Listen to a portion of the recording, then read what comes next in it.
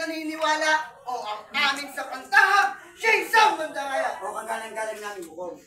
Kami po na nagsusumbong.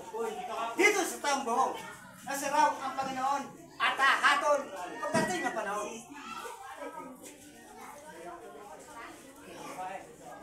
Pagkat ayaw kayo na maniwala kay Kristo, siya ay Diyos na totoo kung saan nagkatawang tao at pangangaral sa mundo.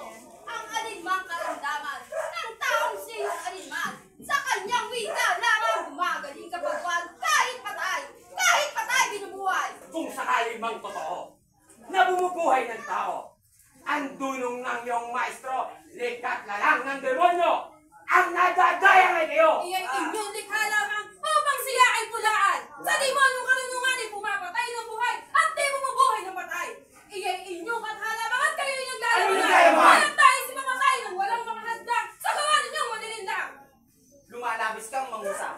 Hindi mo ba natatalastas na ang iyong mga harap may dulong at lakas at kapangyarihan hawak? Ang inyong nadaan, ang inyong kapangyarihan, inyong ipinapapatay kahit walang kasalanan na pumanang kaingitan. At kay Jesus na binagawa kayong mga sasabatas ng akala ni Moises ay matutulad sa lagit, may manong di ko papaalis. Inyo rin tumatama kay Jesus na talinghaga at sa sama may araw na mapupuksan para guhit malunga. Kaya kayo napopokat pagkat sinabi ni Jesus, kayo tulad sa alabang sa papahuli ni sasabag, mapapawi parang uso. Kapag hindi niyo pinilis, ang masama ninyong bibig, kailangan madalaki. Dapat nga kayong magalit pagkat wala may matuwid. Pag hindi niyo tinigilan, kapalit ng inyong buhay. Kaya kayo nasasaktan, sugat ay Hindi hindi kayo wala. dapat At wala pa matasa. Pati kayo'y matalya. Maalis ang mga Wala na yung pagiging. pagkatapos niya kalinis sa panginalinigin. Mga tao'y magsilapit, tapin sila! Mga hudyong malulupit, hindi na kayo nahapis kay Kristong magkapit.